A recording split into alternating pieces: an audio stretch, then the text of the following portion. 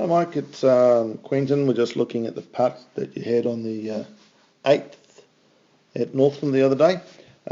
So what we've got here is pretty much your alignment that you've got with your putter, which is along those lines. Along that green line there, you can see you make a very good stroke. You've got a toe hang putter, so one that hangs toe down quite a bit, so we know that your stroke's going to be a little inside, or should be a little inside. Coming through, you can see that you'd strike a little bit toey, if anything, just a little bit towards the toe. Don't know if that's what you prefer. And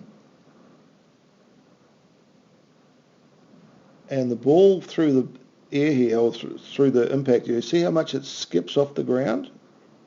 And now it touches about the ground there, which is around about 1.5 foot. So it would appear to me that you're actually adding a little bit of loft to the putter at impact.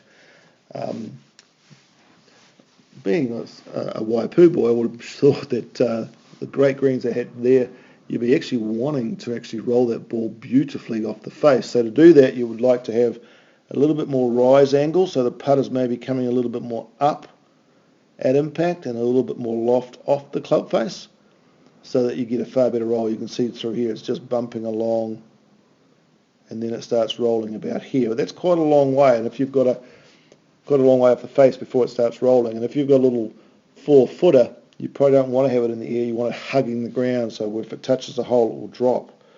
So yeah, we're liking to see you work a little bit on your mechanics so that the ball is rolling a little bit more off the face a little sooner.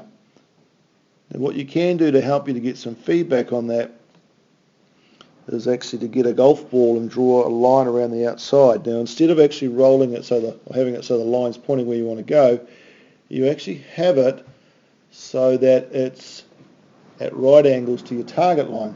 So in other words, the line's on top, parallel to your club face. Now hit that ball and watch the ball very, very closely to see if that line is starting to turn over almost immediately, or whether it's actually kind of like almost going backwards or staying stationary and then starting to roll when it hits the ground. What we'd like to see is that ball has made a little quarter turn, or even maybe a half turn by the time it actually gets back onto the ground. So it's already rolling, it's already been struck with a tiny bit of topspin. That'll be a clever thing to do. And that'll mean that you're making a lot more putts inside 5 or 6 feet because the roll's that much better.